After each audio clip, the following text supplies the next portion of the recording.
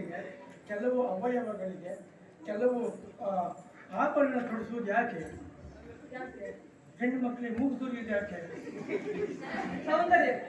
ಸುಮ್ಮನೆ ನೋಡು, ನಾವು ಏನೇ ಮಾಡಿದ್ರು ಅದು ಸೌಂದರ್ಯಕ್ಕೆ. ನಾವು ಹಾಕುವ ಆಭರಣ, ತೊಡುವ ಬಟ್ಟೆ, ಮುಡುವ ಹೂವು ಎಲ್ಲ ಸೌಂದರ್ಯಕ್ಕೆ. ಸೌಂದರ್ಯಕ್ಕೆ ಅಲ್ಲ ಅಂತ ಆಕ್ಷೇಪ.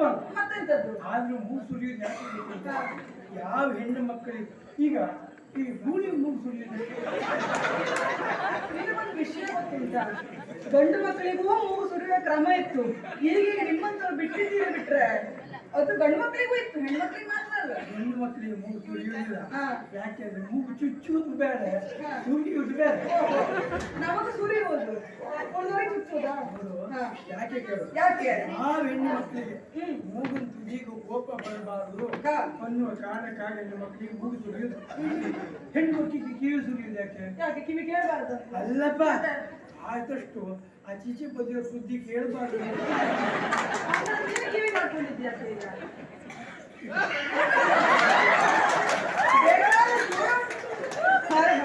ಉಂಟು ನಮಗೆ.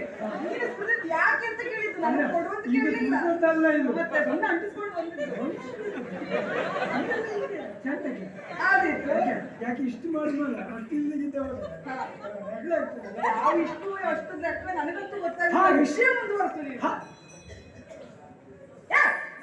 ಎಂತ ಮಾಡುದ ನೀನು? ಮುಂದುವರ್ಸುವಂತೇವೆ. ಅಲ್ಲೆಲ್ಲ ಕಸ ಉಂಟು, ಅದನ್ನು ಸ್ವಲ್ಪ ಸ್ವಚ್ಛ ಮಾಡು. ನೀನು ಅದೇ ಕೆಲಸ ಮಾಡ್ತೇನೆ. ಮುಂದುವರ್ಸುವಂತೇವೆ, ವಿಷಯವನ್ನ ಮುಂದುವರೆಸುವ.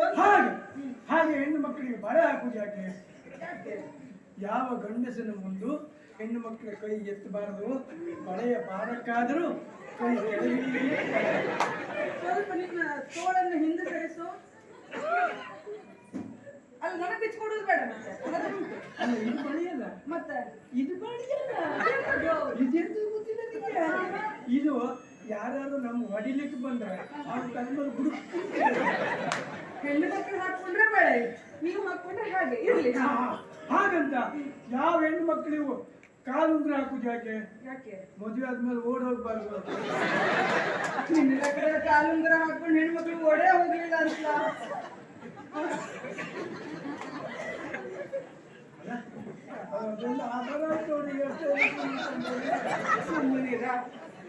ಏನಾದ್ರೂ ಅವಕಾಶ ಸಿಕ್ತು ಅಂತಂದ್ರೆ ಏನಾದ್ರೂ ಮಾತಾಡುವುದಲ್ಲ. ಹೆಣ್ಣು ಮಕ್ಕಳಿಗೆಲ್ಲ ಕೆಲವು ವ್ಯವಸ್ಥೆಗಳಿಗೆ ಕೆಲವು ಅನುಕೂಲಗಳು ಅಂತ ಇರ್ತದೆ. ಹಾಗಾಗಿ ಈಗ ನೀವು ಯಾರು, ನಾ ಎಲ್ಲ ಬಂದೆ, ನನಗಿದು ಯಾವ ಕ್ಷೇತ್ರ ಅನ್ನುವ ಕರಿಪಲ್ಕನೆ ನನಗಿಲ್ಲ. ಕರಿಪಲ್ಕನೆ ಇಲ್ಲ. ನೀನ್ ಹೆಚ್ಚು ನನಗೆ ಹೆಚ್ಚು ಕಡಿಮೆ ಮಾಡಿದ್ ನೋಡುದು ಬೇಡ. ನನಗೆ ಹೆಚ್ಚು ಕಡಿಮೆ ಆಗುದಿಲ್ಲ ಸುಲಭ.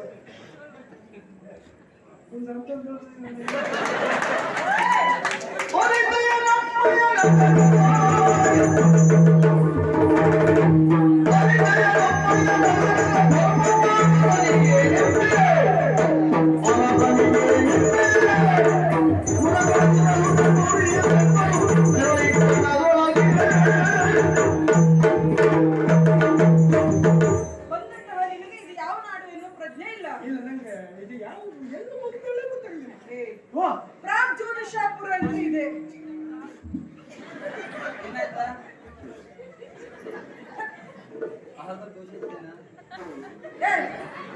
ಅದೆಂತ ಅಸಭ್ಯ ಬರ್ತದೆ. ಇದು ಊರು. ಪ್ರಾಗ್ಜ್ಯೋತಿಷಾಪುರ, ಪ್ರಾಗ್ಜ್ಯೋತಿಷ ಪಟ್ಟಣ. ಯಾವ ಪಟ್ಟಣ? ಈ ಬೆಂಕಿ ಪಟ್ಟಣದಲ್ಲಿ ಎಷ್ಟು ಕಡ್ಡಿ ಉಂಟು? ಈಗ ಒಂದು ಗಡ್ಡೆ ಆಯ್ತು. ಪ್ರಾಗ್ಜ್ಯೋತಿಷ ಪಟ್ಟಣ ಇದು. ಇಲ್ಲಿಯ ದೊರೆ ಭಗದತ್ತ. ತಿನ್ಲಿಕ್ಕೆ ಎಷ್ಟು ತಿಂತ? ಬಗೆ ತಿಂತ ಭಗದತ್ತ ಬಗೆ ತಿನ್ನುತ್ತಲ್ವಾ? ಅದು ಉಯ್ತಿ ಬಗ್ಗೆ ಉಯ್ತಿ ಬಗ್ಗೆ. ಬಾಬು ಭಗದತ್ತ. ಈಗ ನೀನು ಇಲ್ಲಿಯವಲ್ಲ, ಎಲ್ಲಿಂದಲೋ ಪ್ರಯಾಣ ಮಾಡಿ ಬಂದವ. ಕಿವಿಯಲ್ಲಿ ಏನಾದ್ರು ಗಾಳಿ ಗೀಳಿ ಹೋಗಿ ಹೇಳು, ಸರಿ ಕೇಳ್ತಾ ಇಲ್ವಾ? ಆ ಸಮಸ್ಯೆ ಇಲ್ಲ. ಇರಬಹುದು. ಹಾಗಾದ್ರೆ ಮತ್ತೆ ಮತ್ತೆ ಹೇಳಿದ್ದೆ ಹೇಳಿಕ್ಕೆ ನಮಗಾಗುದಿಲ್ಲ. ಅದಕ್ಕೆ ನನಗೂ ಹೇಳೋದೇ ಕೇಳುವಷ್ಟು ನೋಡಿದ್ರೆ ನನಗೆ ಗೊತ್ತಾಯ್ತು. ಹೌದು, ನನಗೆ ಹೋಗುವ ಅಂತ ನಿಮ್ದು ಒಟ್ಟು ಮುಗಿಸಿ ಹೋದ್ರೆ ಆಯ್ತು. ಒಟ್ಟು ಅದೆಲ್ಲ ಬೇಗ ಹೋಗ್ಬೇಕು ಅಂತ. ಇಲ್ಲಿಯ ದೊರೆ ಭಗದತ್ತ ಅಂತ ಹೇಳಿದೆ, ಈ ನಾಡೆ ಯಾವುದು ಅಂತ ಹೇಳಿದೆ. ನಾನು ಇಲ್ಲಿಯ ಯುವರಾಣಿ ಭಗದತ್ತನ ತಂಗಿ ಕಾಮಕ ಕಂಕಟಿ ಎನ್ನುವ ಹಾಗೆ. ಒಳ್ಳೆ ಹೆಸರು ನಿಮ್ಮದು.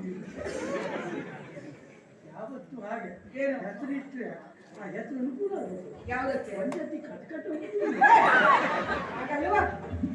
ಕಾಮ ಕಟಂಕಟಿ, ಕಾಮ ಕಂಟಿ, ಮೌರ್ವಿ ಹೀಗೆಲ್ಲ ಕರೀತಾರೆ. ಯಾವ ಸುದ್ದಿ ಇಲ್ಲಪ್ಪ, ಇನ್ನೊಂದು ಮಾತಾಡಿ ನಿಲ್ಸ್ಲಿಕ್ಕೆ ಆಗುದಿಲ್ಲ. ನೋಡು, ನೀನ್ ಯಾಕೆ ಬಂದಿದ್ದೀಯಾ? ಎಲ್ಲಿಂದ ಬಂದಿದ್ದೀಯಾ? ನಿನ್ನ ಕಳಿಸಿದವ್ರು ಯಾರು? ಬೇಗ ಬೇಗ ಹೇಳ್ಬೇಕು.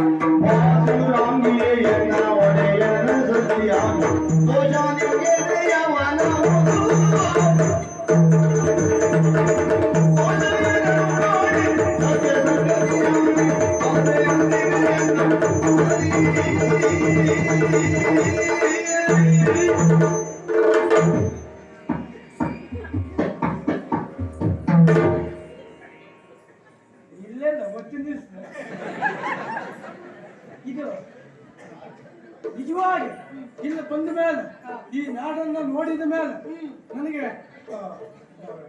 ಎಳ್ಳಿನ ಹೊಲದಷ್ಟು ದೋಷ ಕಾಣಲಿಲ್ಲ. ನಮ್ಮ ನಾಡಿನ ಯೋಗ್ಯತೆಯೇ ಹಾಗೆ. ಎಳ್ಳಿನ ಹೊಲದಷ್ಟು ದೋಷ ಕಾಣಲಿಲ್ಲ. ಎಳ್ಳಿನಷ್ಟು ದೋಷ ಕಾಣಲಿಲ್ಲ. ಎಳ್ಳಿನ ಹೊಲದಷ್ಟಲ್ಲ, ಎಳ್ಳಿನಷ್ಟು ಕಾಣಲಿಲ್ಲ. ಹಾಗಾಗಿ ಆಗ ನನಗೆ ಆಶ್ಚರ್ಯ ಮುಟ್ಟಿಂತಲ್ಲ. ಏನು ದೋಷವೇನನ್ನು ಕಾಣಿ ಸತ್ಯ ಸಂಗತಿ ಜಾಸ್ತಿ. ಯಾಕೆಂದ್ರೆ ಇದ್ದದ್ದನ್ನು ಹೃದಯ ಪೂರ್ವಕವಾಗಿ ಒಪ್ಪಿಕೊಳ್ಳುವಂತಹ ಗುಣ ನಮ್ಮಲ್ಲಿ ಉಂಟು. ಸರಿ, ಹಾಗಿರುವಾಗ ಮರ್ತೋಯ್ತ ನೀನ್ ಎಲ್ಲಿಂದ ಬಂದೆ, ಏನ್ ಹೇಳ್ಬೇಕಲ್ಲ ನನ್ನ ಜೀವನದಲ್ಲಿ ಮತ್ತೊಬ್ಬರನ್ನೇ ಮರ್ಸಾಕುವವನ ನನಗೆ ಮರ್ತು ಹೋಗುದುಂಟ. ಆಲೋಚನೆ ಮಾಡ್ತಿದ್ದಾರೆ.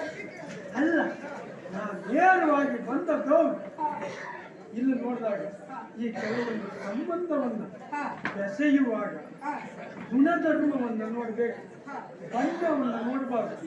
ಈಗ ತೆಂಗಿನಲ್ಲಿ ನೀರು ನೋಡ್ಲಿಕ್ಕೆ ಆಗಿರ್ತದೆ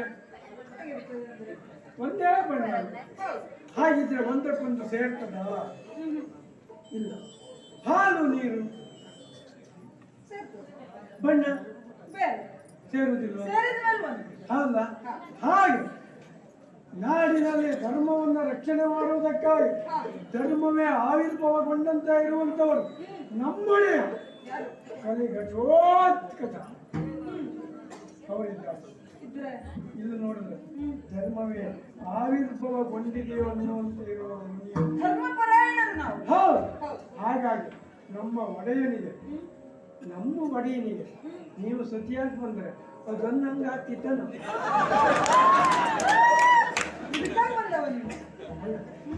ಯಾವತ್ತೂ ಅದ್ರ ತಗೊಂಡು ಕಲಿತು ತರ ಹಾಕಿಲ್ಲ. ಹೌದು. ಹಾಗಾಗಿ ನೀವು ನಮ್ಮ ಒಡೆಯನಿಗೆ ಸತಿಯಾದರೆ ಅವಳು ನನಗೆ ಆದಿ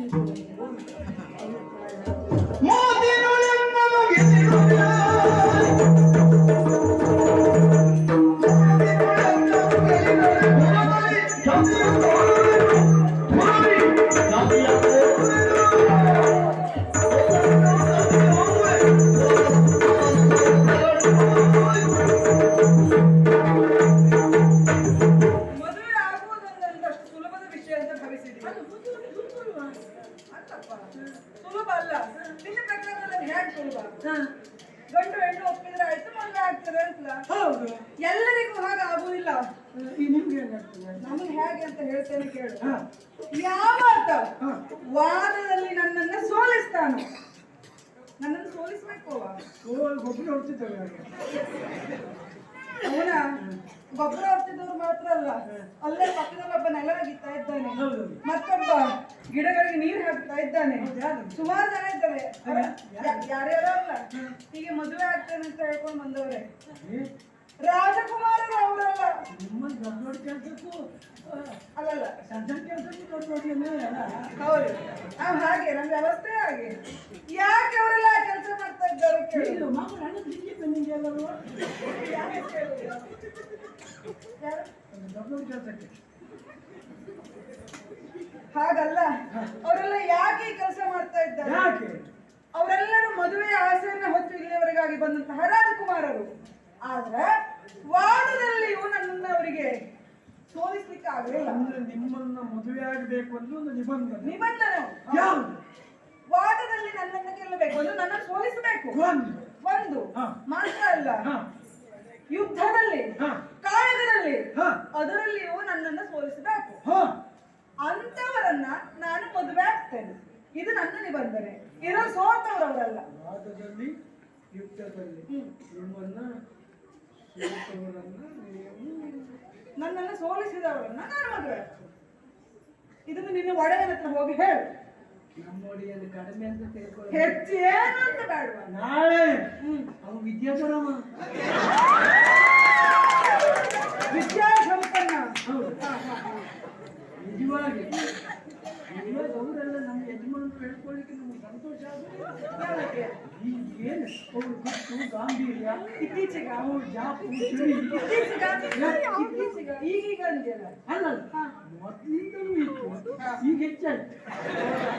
ನೋಡುವ ನಮ್ಮ ನಾಡಿಗೆ, ಅದರಲ್ಲಿಯೂ ಇಲ್ಲಿ ನಮ್ಮ ಸ್ಥಳಕ್ಕೆ ಬಂದ ಮೇಲೆ ಹೇಗೆ ಇರ್ತದೆ ಗೊತ್ತು ಅಂತ ನೋಡುವ. ಬರೀ ನೀವು ಕೊಚ್ಚಿಕೊಂಡಾಗಲ್ಲ ಅಲ್ವಾ? ಹಾಗಿದ್ರೆ ನಿಬಂಧನೆ ನಾಳೆ ನಮ್ಮೊಡೆಯನನ್ನ ಬಂದು ಅವನನ್ನ ನಿನ್ನ ನಿಂತಿದ್ದಾನೆ ವಾದದಲ್ಲಿ ಸೋಲಿಸಿ ಇದು ಮಾಡದೆ ಹೋದ್ರೆ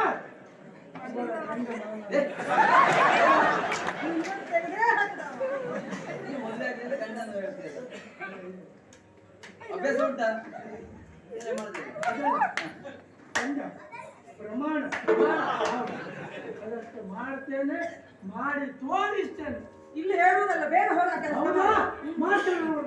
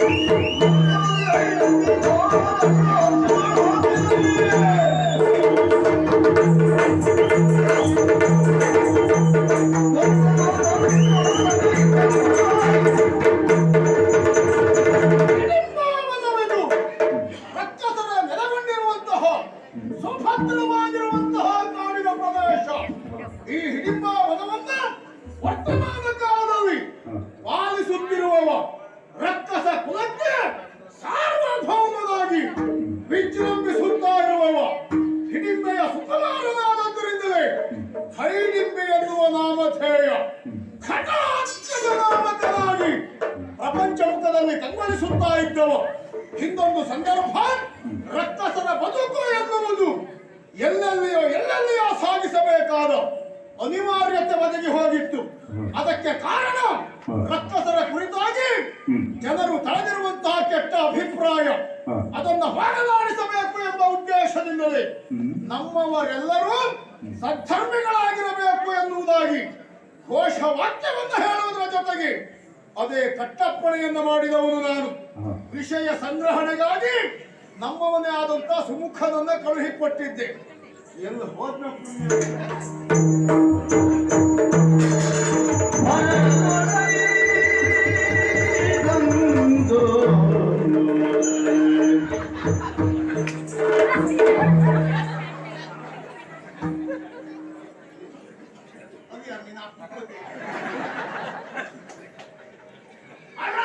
ಇಲ್ಲಿರುವಾಗ ಹೋಗಿ ಯಾರು ನಾವೇ ಈಗ ಸತ್ಯ ಇಲ್ಲಿ ಅಲ್ಲ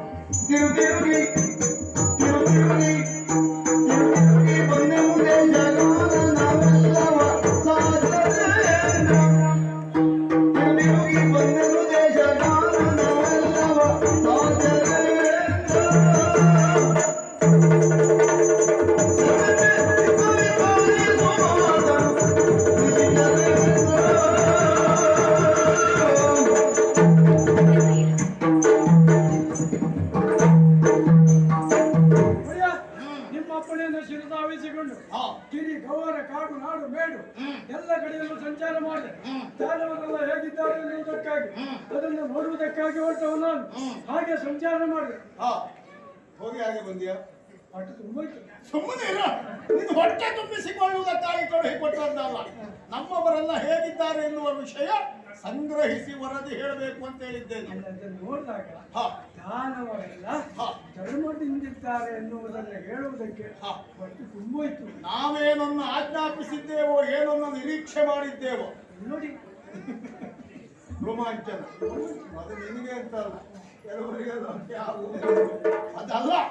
ನಮ್ಮ ನಿರೀಕ್ಷೆಯಂತೆ ನಮ್ಮವರೆಲ್ಲರೂ ಸನ್ನದ್ಧರಾಗಿ ಕಾರ್ಯೋನ್ಮುಖರಾಗಿದ್ದಾರೆ, ಧರ್ಮಯುತವಾಗಿ ನಡೆಯುತ್ತಾ ಇದ್ದಾರೆ ಎನ್ನುವುದರಲ್ಲಿ ಕೇಳಿ ನನಗೆ ಸಂತೋಷ ಆಯಿತು. ಹಾಗಂತ ಕೇವಲ ಧರ್ಮ ಅಲ್ಲ, ಧರ್ಮವನ್ನ ಯಥಾವತಿಯಾಗಿ ಆಚರಣೆಯನ್ನ ಮಾಡ್ತಾ ಇದ್ದಾರೆ. ಸರಿ, ಹಾಗೆ ಸಿದ್ಧಾರ ಮಾಡ್ತಾ ಇರುವಾಗ ನನಗೆ ಅರಿಮೆ ಇಲ್ಲ. ನಾನು ಒಂದೇ ಹೇಳ್ಕೊಡೋದಂತ ಹೊರತು ಅದಲ್ಲ, ನಿನ್ನ ಅರಿವಿಗಿಲ್ಲದೆ ಇರುವ ಹಾಗೆ ಇಲ್ಲದೆ ನಾನೊಂದು ನಾಡನ್ನ ಪ್ರಸವಿಸಿದೆ. ಎಂತದ್ದು? ನಾಡನ್ನ ಪ್ರಸವಿಸಿದೆ. ಪ್ರಸವಿಸುವವರು ಹೆಣ್ಣು ಗಂಡ ಯಾರು ಮಾಡಬೇಕು ತೊಂದರೆ. ಪ್ರಸವ ಏನಿದ್ರು ಹೆಣ್ಣಿಗೆ ಮಾತ್ರ. ನೀನು ಮಾಡಿದ್ದು ಪ್ರವೇಶ. ಪ್ರಸವ ಅಂದ್ರೆ ಹೊರಗೆ ಬರುವುದು, ಪ್ರವೇಶ ಅಂದ್ರೆ ಒಳಗೆ ಹೋಗುವುದು. ಆ ಪುರವನ್ನ ನೀನು ಪ್ರವೇಶ ಮಾಡಿದೆ. ಹಾಗೆ ಹೋಗಿ ನೋಡುವಾಗ ಅದು ಮತ್ಯಾರು ಅಲ್ಲ, ಅದು ನನಗೆ ಗೊತ್ತಿಂದ ಗೊತ್ತಾಯ್ತು. ಆಮೇಲೆ ಅದು ಯಾರಂತೆ ಏನಲ್ಲಿ ಹೋದ್ಮೇಲೆ ಪ್ರಾರಂಭ ಆಯ್ತಾ? ಏನ್ ತಿನ್ಕೊಂಡು ಬಂದಿದ್ದೆ? ರಾಜ್ಯೋತಿಷ ಪಟ್ಟಣ ಅದು ಹೇಳುವಾಗ ಇದನ್ನು ಕೊಟ್ಟರು ಆಯ್ತು. ಅಲ್ಲಿ ವರ್ತಮಾನ ಕಾಲದ ಅಧಿಕಾರಿ, ವರ್ತಮಾನ ಕಾಲದ ಅಧಿಕಾರಿ ಧ್ವಜಿಚಿಂತ ಹೋಗಿ ತಿನ್ಕೊಂಡು ಬಂದು ಸಾಯಿದೆ. ಭಗದತ್ತ ಅವನೇ ಅಲ್ಲಿ ಅಧಿಕಾರಿ, ಅವನೇ ಅಲ್ಲಿ ಅಧಿಕಾರಿ ಆದಂತವ. ಅವ ಅಲ್ಲಿ ಅಧಿಕಾರಿ. ಅವನಿಗೆ ಏನಾಗಿದೆ? ಇವಳು ತಂಗಿ ಅಂದ್ರೆ ಅಲ್ಲೇನೋ ವಿಷಯ ಸಂಗ್ರಹಣೆ ಮಾಡಿದ್ದೀಯ ನೀನು.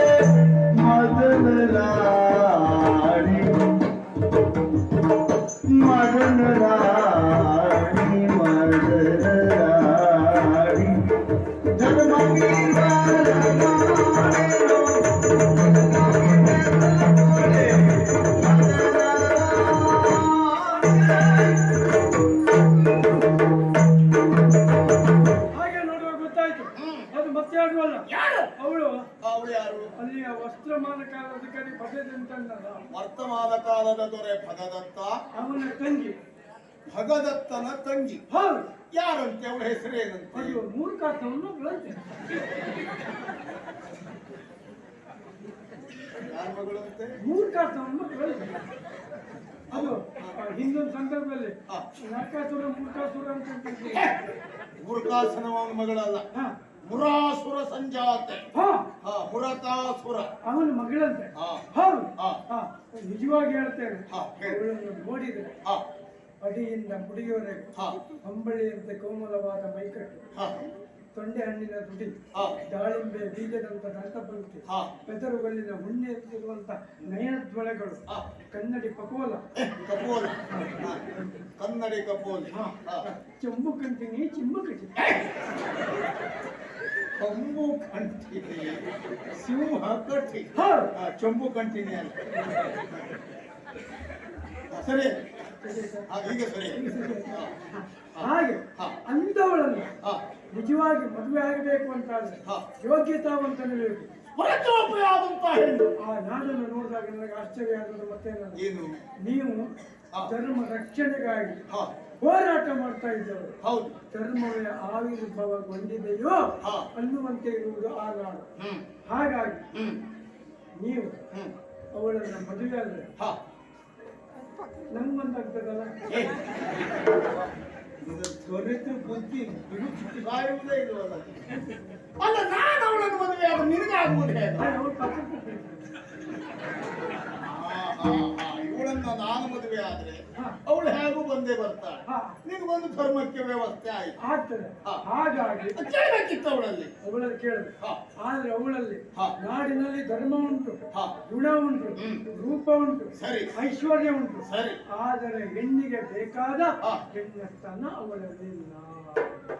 ಅಂದರೆ ಕೇವಲ ಬಾಹ್ಯ ನೋಟಕ್ಕೆ ಮಾತ್ರ ಹೆಣ್ಣು, ಹೌದು. ಆಂತರಂಗಿಕವಾಗಿ ಹೆಣ್ಣಿನ ಸ್ವಭಾವ ಇಲ್ಲ. ಇಲ್ಲ. ಮತ್ತೆ ಅವಳನ್ನು ಕಟ್ಕೊಂಡು ನಾನೇನ್ ಸಾಯುವುದು? ಆದ್ರೆ ಹಾ. ಈಗ ನಿಮ್ಮಲ್ಲಿ ಆ ಯೋಗ್ಯತೆ ಉಂಟು. ಏನ್ ಹೇಳಿದ್ಲು ಅವಳು? ಯಾಕೆ ಕೇಳಿದ್ರೆ ಹಾ. ನಾನು ಹೇಳಿದೆ, ಹಾ. ನಮ್ಮ ಒಡೆಯ ಹ್ಮ್. ಧರ್ಮಕ್ಕಾಗಿ ಹೋರಾಟ ಮಾಡ್ತಿದ್ದಾರೆ. ಹ್ಮ್. ಅವ್ರು ಧರ್ಮಕ್ಕೆ ಹೋರಾಟ ಮಾಡುದು ಪಾಪ. ಏನು ಪ್ರತಿಫಲಾಪೇಕ್ಷೆ ಲಾಭ ಇದೆ. ಆ ಧರ್ಮದ ಹೋರಾಟ, ಮಾಡ್ತಾ ಇದ್ದಾರೆ. ಧರ್ಮಕ್ಕೆ ಹೋರಾಟ ಅಲ್ಲ. ಅಲ್ಲ. ಹಾ. ಹಾಗಾಗಿ ಹಾ. ನಮ್ಮ ಒಡೆಯನ ಸತಿಯಾಗಿ ಬರುವವರ ಹಾ. ನಿಮ್ಮ ಅಭಿಪ್ರಾಯ ಕೇಳಿದಾಗ ಅವಳು ಹೇಳಿದ್ದೇನು? ತಕ್ಷಣ ಒಪ್ಪಿಕೊಂಡು ಬಿಟ್ಲೇನು? ಅಲ್ವಾ? ಹಾಗೆಲ್ಲ ಒಪ್ಕೊಳ್ಳಿಕ್ಕೆ ಅಂತ ಕಡಿಮೆ ಕೊಡುವ. ಕಡಿಮೆಯಿಂದ ಅದು ನಿಮ್ಗೆ ಗೊತ್ತಿಲ್ಲ. ನಾನು ನೋಡ್ಲೇ ಇಲ್ಲ. ನೋಡ್ಲಿಲ್ಲ. ಕಡಿಮೆದಲ್ಲ ಅಂದ್ರೆ ವಾದದಲ್ಲಿ ಅವಳನ್ನು ಸೋಲಿಸಬೇಕಂತ, ಪ್ರಶ್ನೋತ್ತರದಲ್ಲಿ ಅವಳನ್ನು ಗೆಲ್ಲಬೇಕಂತ, ಅಂಥವಳನ್ನು ಮಾತ್ರ ತಾನು ಮದುವೆಯಾಗ್ತಾನೆ ಅಂತ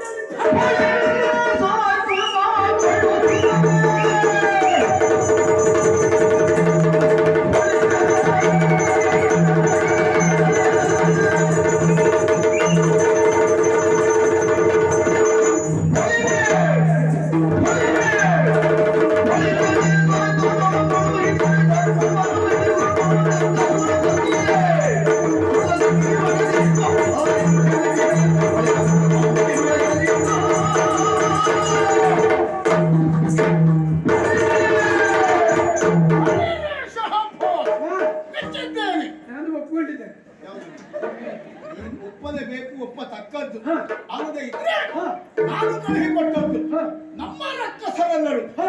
ಧರ್ಮಯುತವಾದಂತಹ ದಾರಿಯಲ್ಲಿ ಸಾಗುತ್ತಾ ಇದ್ದಾರೋ ಹೇಗೆ, ಹೌದು. ಧರ್ಮ ಪಾಲನೆಯಲ್ಲಿ ಹಾ. ನಿರತರಾಗಿದ್ದಾರೋ ಹೇಗೆ, ಹಾ. ಅದನ್ನು ತಿಳಿದು ಬರುವುದಕ್ಕಾಗಿ ನಿನ್ನನ್ನು ಕಳುಹಿಕೊಟ್ಟದ್ದು. ಹಾ. ಹೋದ ನೀನು ಹಾ. ಆ ವಿಷಯವನ್ನು ಸಂಗ್ರಹಿಸುವುದರ ಜೊತೆಗೆ ಹಾ. ಹೆಣ್ಣೊಬ್ಬಳು ಈ ರೀತಿ ಹೆಣ್ಣುತನವನ್ನು ಮೀರಿ ಹಾ. ವ್ಯವಹರಿಸ್ತಾ ಇದ್ದಾಳೆ ಎನ್ನುವುದನ್ನು ಸಂಗ್ರಹಿಸಿ ಬಂದಿದ್ದೀಯಲ್ಲ, ಹಾ. ಆ ಕಾರಣಕ್ಕಾಗಿಯೇ ಫಾಳಿವೆ. ನಿನ್ನ ಕಾರ್ಯವೈಖರಿಗೆ, ನಿನ್ನ ಚುರುಕುತನಕ್ಕೆ ಪೆನ್ನನ್ನ ಚಪ್ಪರಿಸಿದ್ದು. ಎಚ್ಚರಿಸುವಾಗಲೇ ಇಷ್ಟ ಆಗ್ತದೆ. ಎಚ್ಚರಿಸು. ಚಪ್ಪರಿಸಿದ್ದು ಹಾ. ಯಾಕೆ ಗೊತ್ತಾ? ಯಾಕೆ? ಹೇಳಿದ ಒಂದು ಕಾರ್ಯವನ್ನೇ ಸರಿ ಮಾಡದೇ ಇರುವವರೇ ಹೆಚ್ಚು ಇರುವವರು. ಹೌದು. ಆದ್ರೆ ನೀನ್ ಹಾಗಲ್ಲ. ಅಲ್ಲ. ಹೇಳಿದ ಕಾರ್ಯದ ಜೊತೆಗೆ ಹಾ. ಮತ್ತೊಂದನ್ನ ಯಶಸ್ವಿಗೊಳಿಸುವ. ಸಿಂಹದ ಬೇಟೆಗೆ ಅಂತ ಹೋದವ ಹಾ. ಮೊಲವನ್ನ ಕಂಡು ಬೇಟೆ ಆಡಿಯೇ ಹೋಗ್ಬೇಕು. ಆ ಮಟ್ಟಿಗೆ ನಿನ್ನನ್ನು ನಾನು ಮೆಚ್ಚಿಕೊಂಡ. ಹಾ. ಹೌದಾ? ಹಾ. ಅವಳಿಗಿಂತ ಅಹಂಕಾರ ಉಂಟಾ? ಹೌದು. ನನಗವಳು ಬೇಕು ಎನ್ನುವುದಕ್ಕಿಂತಲೂ ಹಾ. ಅವಳಲ್ಲಿರುವಂತಹ ಹೆಣ್ಣುತನವನ್ನ ಜಾಗ್ರತೆಗೊಳಿಸಬೇಕು. ಗೊತ್ತಾಗಬೇಕು. ನಾವು ಧರ್ಮವನ್ನು ಆಚರಿಸುವುದು ಹಾ. ಅಥವಾ ಧರ್ಮವನ್ನು ನೆಲೆಗೊಳಿಸುವುದು ಯಾವ ವಿಭಾಗದಲ್ಲಿ ಹಾ. ಅವರವರ ಕರ್ತೃತ್ವ, ಅವರವರ ಸ್ವಭಾವ, ಅವರವರ ಬದುಕು ಹಾ. ಅದೇ ತೆರನಾಗಿರಬೇಕು ಎನ್ನುವುದೇ ನಮ್ಮ ಧೋರಣೆ. ಹಾ. ಹೆಣ್ಣು ಹೆಣ್ಣುತನವನ್ನು ಹೊಂದಿರಬೇಕು, ಹಾ. ಪುರುಷನಾದವ ಪೌರುಷವಂತನಾಗಿರಬೇಕು. ಆಗ್ಬೇಕು. ಅದಲ್ಲ ಅಂತಾದ್ರೆ ಯಾವ ಪ್ರಯೋಜನವೂ ಇಲ್ಲ. ನೋಡೋಣ, ಅವುಗಳನ್ನ ಏನು ವಾದದಲ್ಲಿ ಅಡಿಕೆ ಮನೆಗೆ ತೆಂಗಿನಕಾಯಿ ಆದ ಬೆಲೆ ಉಂಟು, ಅದಕ್ಕೆ ಪ್ರಯೋಜನಕ್ಕೆ ಬರುವುದಿಲ್ಲ. ಇಲ್ಲ. ಮತ್ತೆ ನನ್ನಂಥವನಿಗೆ ಪಂಥಾಹ್ವಾನ ಮಾಡುವವಳು ಅವಳು. ಪಂಚಾಂಗದ ನಕ್ಷತ್ರ ಕೆಳಗೆ ಬೀಳ್ತದ. ಯಾವ ಕಾರಣಕ್ಕೂ ಸಾಧ್ಯ ಇಲ್ಲ. ಇವರೆಲ್ಲ ನಮ್ಮೊಂದು ಲೆಕ್ಕವ. ಮತ್ತವಳು ಕೇಳುವ ಪ್ರಶ್ನೆಗೆ ಉತ್ತರಿಸುವುದಕ್ಕೆ ನಾವೇನು ಹೊಸದಾಗಿ ಕಲಿಬೇಕಾದದ್ದಿಲ್ಲ. ನಾವು ಉತ್ತರ ಕೊಡುವುದೇ ಬೇಡ, ಹಾ. ಬಂದದ್ದೇ ನಮ್ಮ ಉತ್ತರ. ಅದು ನಮ್ಮ ಯೋಗ್ಯತೆ. ನಾವೆಲ್ಲ ಎಲ್ಲೋ ಓದಿ ಎಲ್ಲೋ ಸಂಗ್ರಹ ಮಾಡಿ ಉತ್ತರ ಕೊಡಬೇಕಾದ ಅನಿವಾರ್ಯತೆ ಬದುಕಿನವರಲ್ಲ. ನಮಗೆ ಪುಸ್ತಕ ಕೊಡ್ಲಿ ಕೊಡದೆ ಹೋಗ್ಲಿ, ಹಾ. ನಮ್ದು ತಟ್ಟ ಅಂತ ಹೇಳಿ ಉತ್ತರ ಕೊಡ್ತದೆ. ಅಂದ್ರೆ ಆ ಜಾಣ್ಮೆ ನಮ್ಮಲ್ಲಿ ಉಂಟು. ಹೌದು. ಇನ್ನು ಹೋರಾಟ ಎಲ್ಲರೂ ಕಾಯೋದೇ. ನಿನ್ನ ಜೊತೆಗೆ ಉಂಟು.